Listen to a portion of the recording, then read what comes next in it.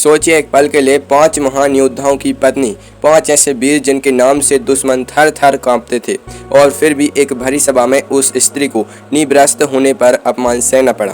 क्यों? यही प्रश्न द्रौपदी के भीतर एक अंगारे की तरह सुलगता रहता था। दिन हो या रात, जागती हो या सोती हो, वह घड़ी उनकी आंखों के सामने से हटती ही नहीं थी। हस्तिनापुर की वह सभा, दुशासन का वह क्रूर अट्ठास और 5 पति मौन, उस स्मृति के आते ही द्रौपदी का पूरा शरीर कांप उठता था। आंखें भर आती थीं और मन में बस एक ही सवाल, मैंने क्या किया था? क्या पाप था मेरा जो इतनी भारी सजा मिली? उसी रात जब द्रौपदी अपने इन्हीं विचारों में डूबी थी, दूर से बांसुरी की एक मीठी धुन सुनाई दी, वह धुन जो हर पीड़ा को पिघला देती है।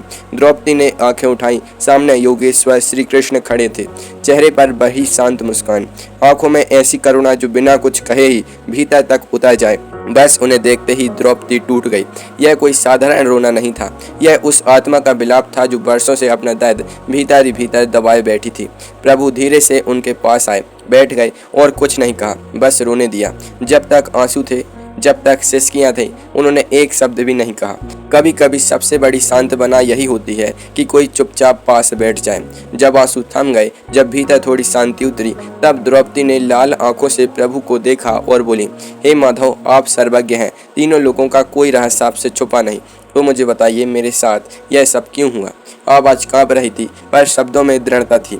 क्या आपको याद है वह दिन जब मुझे बालों से पकड़कर सभा में घसीटा गया, जब दुशासन मेरी साड़ी खींच रहा था और उस पूरी सभा में गुरुजन थे, योद्धा थे, राजा थे, पर सब के सब पत्थर की मूरत बने बैठे रहे।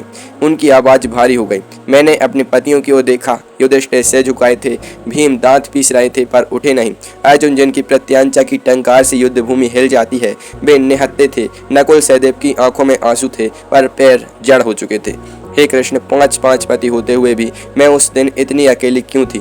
और फिर एक एक घाव खुलता गया। यह पहली बार नहीं था। स्वयंवर में मैंने अर्जुन को वरमाला पहनाई थी एक पति के लिए, पर नियति ने मुझे 5 पतियों की पत्नी बना दिया।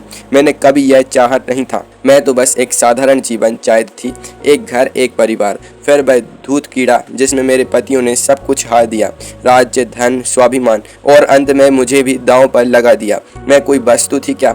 मेरा कोई मान नहीं था? फिर यह वनवास, राजमहलों से जंगल तक, भूख, प्यास, कष्ट, और मेरे 5 पुत्र, उन्हें छोड़कर आना पड़ा। एक माँ के लिए इससे बड़ा दंड क्या होगा? आंखें फिर भर आईं। और वह अपमान, कर्ण ने मुझे बेश्या कहा, दुर्योधन ने मेरा उपहास किया, शकुनी ने व्यंग्य किए, और मैं बस सुनती रही। हे माधव, मैंने क्या पाप किया था? सच बताइए, चाहे वह कितना भी कड़वा क्यों ना हो। इतना कहकर द्रौपदी मौन हो गई। रात और गहरी हो चुकी थी। प्रभु ने धीरे से आंखें खोली। उनकी दृष्टि में एक अलग ही तेज था, सत्य को प्रकट करने वाला तेज। वो बोले, हे पांचाली, तुम्हारे प्रश्न स्वाभाविक हैं, तुम्हारी पीड़ा सच्ची है और तुम्हारे आंसू निष्कपट हैं। मैं इसे अनुभव करता हूँ, पर सखी, इस संसार में कुछ भी बिना कारण नहीं होता। हर घटना के पीछे एक बीज होता है। आज मैं तुम्हें वह सत्य बताऊंगा जो बहुत कम लोग जानते हैं। प्रभु की वाणी और गंभीर हो गई। यह सत्य तुम्हें चौंका सकता है, तुम्हारे विश्वास को हिला सकता है। क्या तुम सुनने के लिए तैयार हो? द्रौपदी ने बिना झिझके कहा, हाँ माधव, मैं तैयार हूँ। प्रभु ने कहना शुरू किया, बहुत समय पहले की बात है, जब तुम द्रौपदी नहीं थी। उस जन्म में वे एक ब्राह्मण कुल में जन्मी एक सुंदर, बुद्धिमान और गुणवती कन्या थी। घर घर उनकी प्रशंसा होती थी, पर जैसे जैसे बड़ी हुई, मन में एक आदर्श पति की कल्पना पक्की होती गई।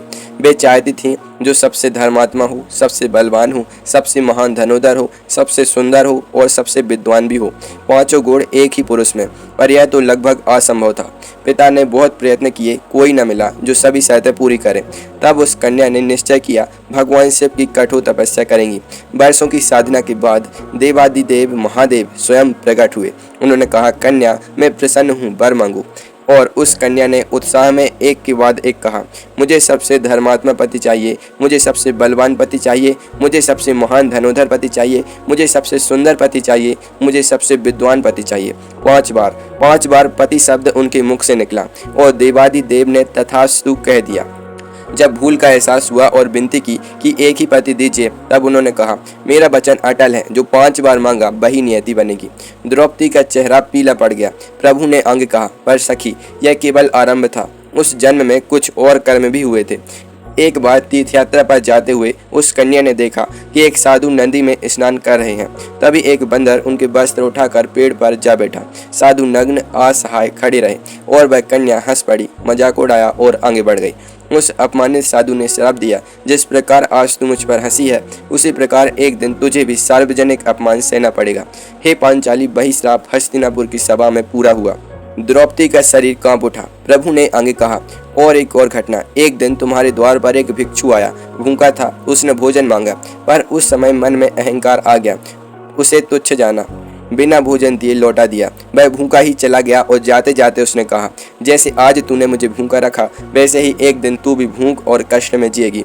वही श्राप तुम्हारे वनवास में फला। अब प्रभु की आवाज में करुणा और गहरी हो गई।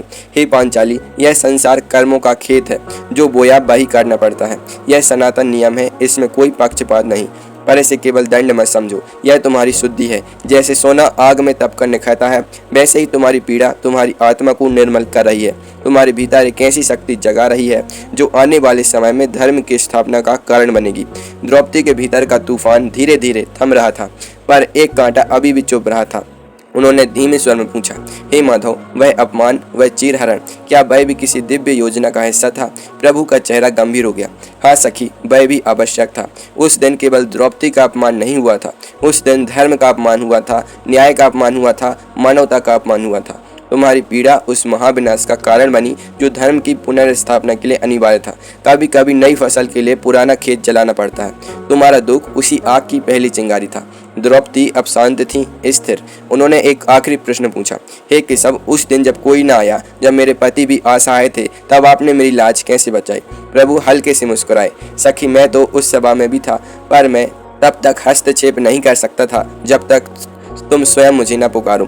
तुमने पहले अपने पतियों की ओर देखा, फिर भीष्म से धर्म की दुहाई दी, द्रोणाचार्य की ओर आशा से ताका, पर जब सबने निराश किया, जब तुम्हें एहसास हुआ कि इस दुनिया में मेरा कोई नहीं, तब तुमने पूरे मन से, पूरी आत्मा से मुझे पुकारा। जब तुमने अपने सब कुछ छोड़कर कहा, हे गोविंद, मेरी लाज रखो, उसी क्षण तुमने स्वयं को मुझे सौंप दिया।